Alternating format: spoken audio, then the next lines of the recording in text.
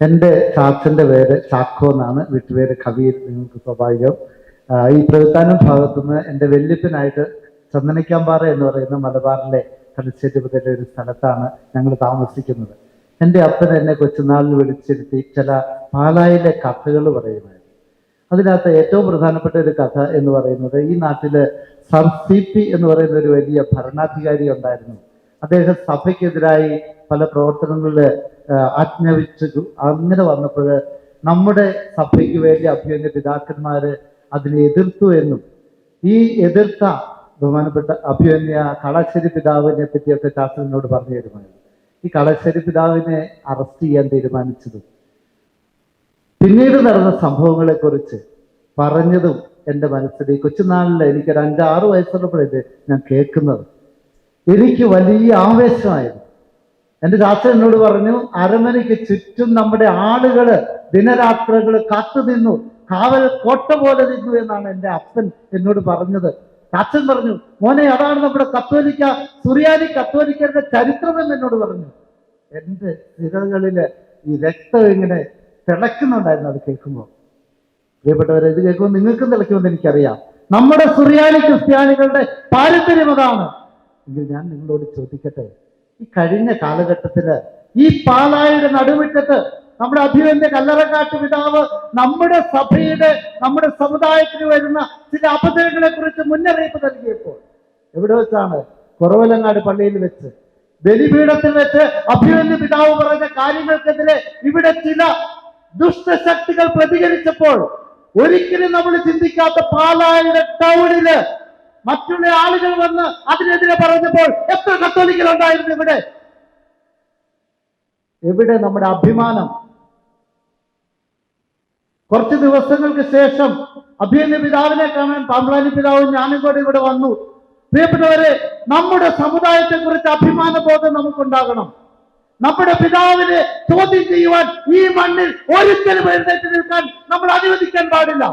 നമ്മൾ കോട്ട പോലെ കത്തോലിക്ക കോൺഗ്രസിന്റെ പ്രവർത്തകര് ജീവിച്ചിരിക്കുന്നിടത്തോളം കാലം നമ്മുടെ സഭാ നേതൃത്വത്തെ കോട്ട പോലെ പൊതിഞ്ഞു സൂക്ഷിക്കുവാൻ കത്തോലിക്ക സമുദായമുണ്ടെന്ന് നമ്മൾ കാണിച്ചു കൊടുക്കണം. അതിന് വേണ്ടത് എന്താണ്? നമുക്ക് ഈ സമുദായ ബോധം വേണം. നമ്മൾ സഭയുടെ മക്കളാണെന്ന് നമുക്ക് ബോധം വേണം. ഈ ബോധം വെറുതെ അങ്ങ് ഉണ്ടാവുകയില്ല. അതുണ്ടാകണമെങ്കിൽ അതനുസരിച്ച് നമ്മൾ പരസ്പരം പ്രവർത്തിക്കണം. സഭാ നേതൃത്വവും സഭാ അംഗങ്ങളും ഒരു കൂട്ടായ്മയായിട്ട് നമ്മൾ വളരണം.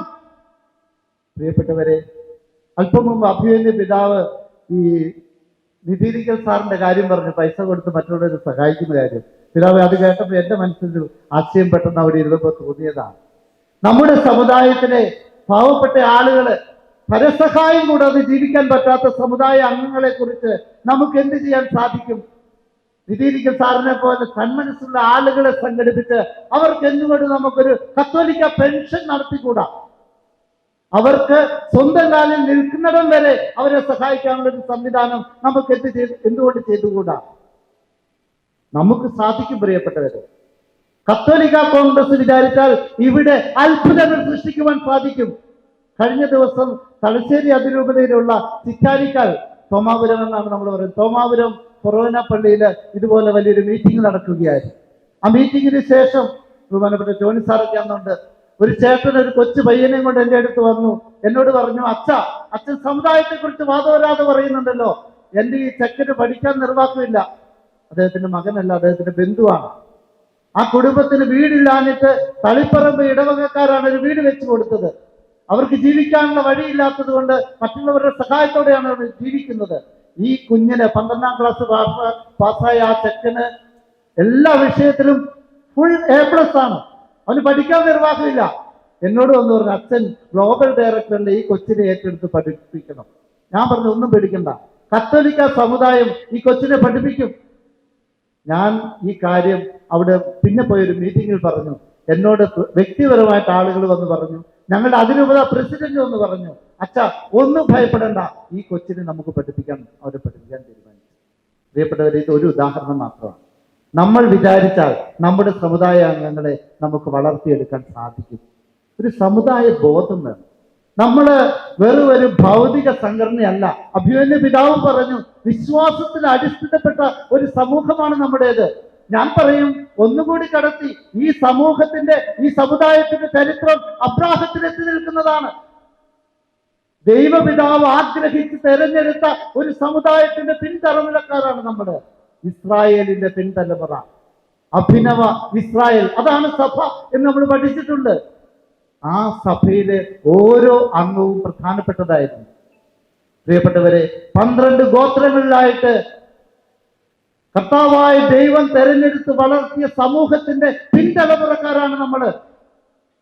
ഈ ഒരു ബോധ്യം നമുക്ക് വേണം. കത്തോലിക്ക കോൺഗ്രസിന്റെ ഗ്ലോബൽ പ്രതിനിധികള് ഇവിടെ ഇരിക്കുമ്പോൾ എനിക്ക് പറയുവാനുള്ളത് ഇതൊരു വലിയ സന്ദേശമാണ്.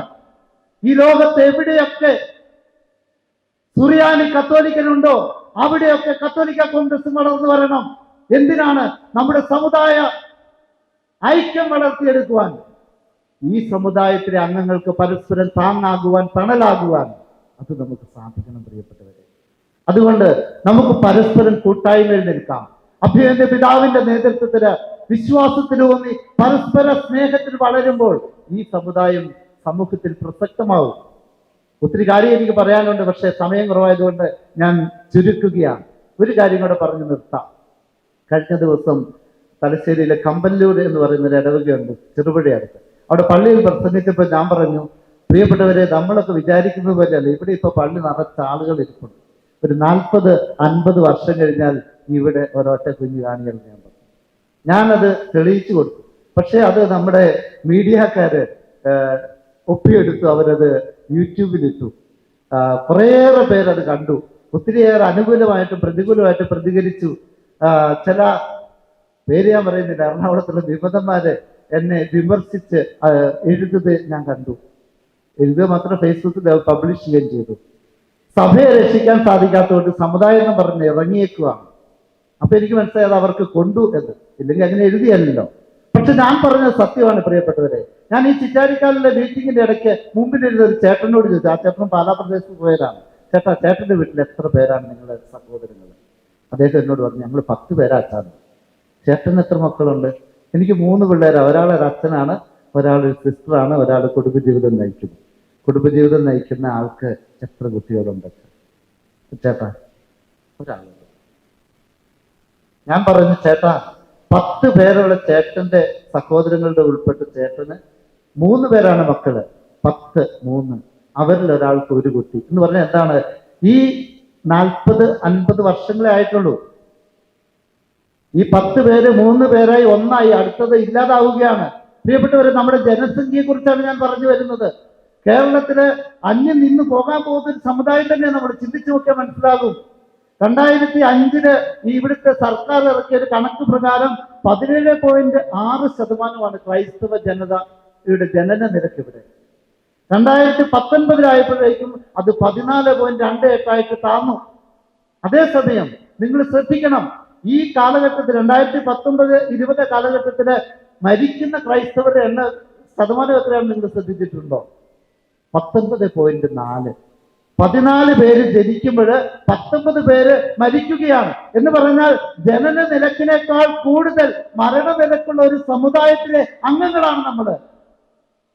ഞാൻ പറഞ്ഞത് സത്യമാകാൻ ഞാനന്ന് ജീവിച്ചിരിക്കുകയാണ്. 50 വർഷത്തോടെ ഞാൻ ജീവിച്ചിരിക്കുന്ന എനിക്ക് തോന്നില്ല. പക്ഷേ പ്രായം കുറവുള്ളവർ നോക്കിക്കോ, നമ്മൾ എന്ത് ചെയ്യണം? നമ്മുടെ മക്കളെ പഠിപ്പിക്കണം. ദൈവം തരുന്ന വലിയ ദാനമാണ് മക്കളെന്ന് നമ്മൾ പഠിപ്പിക്കുകയും മക്കള് ധാരാളം നമ്മുടെ കുടുംബങ്ങളിൽ ഉണ്ടാവുകയും ചെയ്യണം.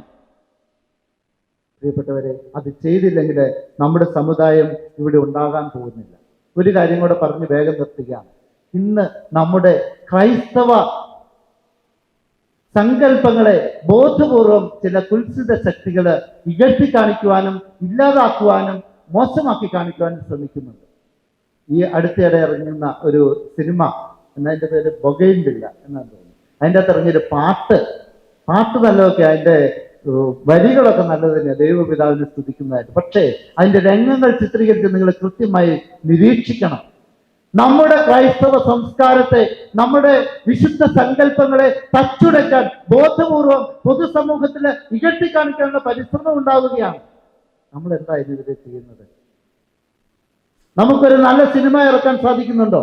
ഞാൻ കേട്ട് ഈ പാലക്കാരിൽപ്പെട്ട ആളുകൾ തന്നെ ഇറക്കുന്നു സ്വർഗം എന്നൊരു സിനിമ നമ്മുടെ മൂല്യങ്ങളെ പ്രോത്സാഹിപ്പിക്കാൻ വേണ്ടി. അത്തരം കാര്യങ്ങൾ നമ്മൾ ശ്രദ്ധിക്കണം. കലാരംഗങ്ങള് നമ്മൾ ശ്രദ്ധിക്കണം. നമ്മുടെ കലകളെ പ്രോത്സാഹിപ്പിക്കണം. നമ്മുടെ മൂല്യങ്ങളെ വളർത്തണം. ഞാൻ ദീർഘിപ്പിക്കുന്നില്ല. പ്രിയപ്പെട്ടവരെ, കത്തോലിക്ക കോൺഗ്രസിന് ഇതൊക്കെ സാധിക്കും. നമ്മൾ കൂട്ടായി നിന്നാൽ, അഭിമന്യ പിതാക്കന്മാരുടെ നേതൃത്വത്തില് നമ്മുടെ സമുദായ അംഗങ്ങള് വളർന്നു വന്നാൽ നമ്മുടെ സമുദായത്തെ ആർക്കും തകർക്കാൻ സാധിക്കുകയില്ല.